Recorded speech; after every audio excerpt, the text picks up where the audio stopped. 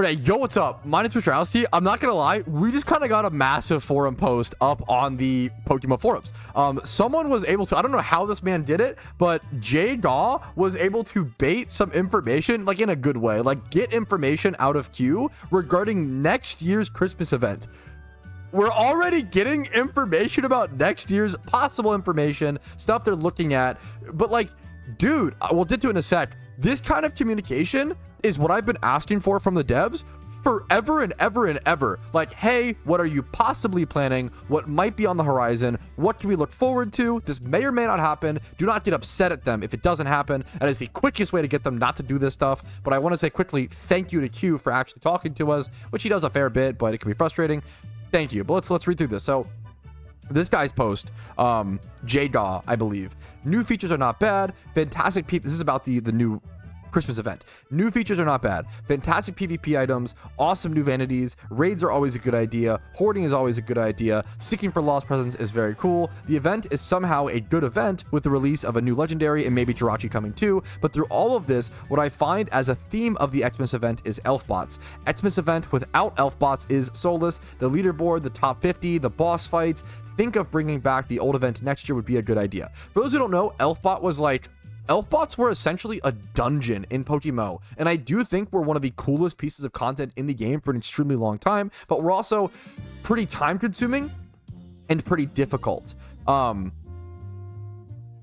But I honestly don't, but it was like, I don't know why they got rid of, but you can also kind of run them casually for fun as well, in my opinion. Like, you could just run them and kind of die and like still get rewards for the most part. If you like, I was not good at these, and I would still like get the first rotation of rewards and have fun and be happy, you know, sort of thing. But like get top 50 in high score or whatever was tough. But this was just a different style of event, and it's really cool to see them do new styles of events. But I always thought that they would move on from ELFBOTS and essentially make it a permanent thing. Like, I think a piece of content like ELFBOTS is what we should have as a permanent piece of PVM endgame content. A dungeon style of thing where you essentially enter as a blank slate and you gather resources and like gather PP and gather items and gather buffs and stuff like that over time. It's very, very interesting. It's very like strategically based.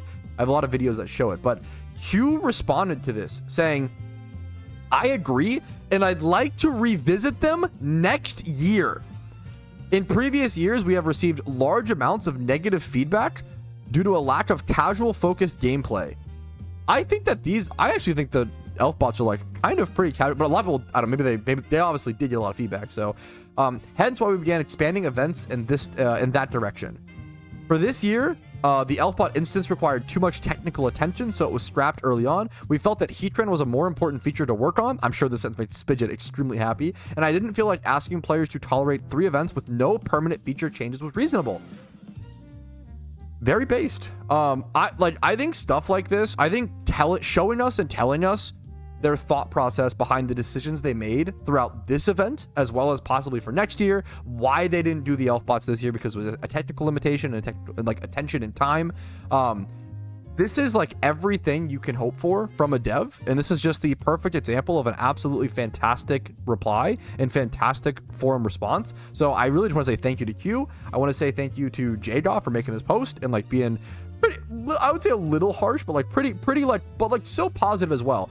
The best way to critique something is like compliment sandwich, right? Compliment, like, so he literally says like, all of this stuff is good, you know, all of this stuff is awesome. Compliment number 1, and then, you know, the critique in the middle, I feel like the event doesn't feel like it has the Christmas spirit. It doesn't really feel like PokeMMO. And then kind of, I don't know if it's not really a compliment sandwich. It's more like compliment first and then critique after. If you just like yell at someone and critique the shit out of them first and then follow it up with a compliment, that can work as well, but like not as much. If you just critique someone and there's no compliments to be seen and you don't acknowledge any positives or any good, you're almost never going to get through that person. So this is a perfect example of how to have a little bit of conversation like that. So just shout out to both these guys. I think that's pretty crazy.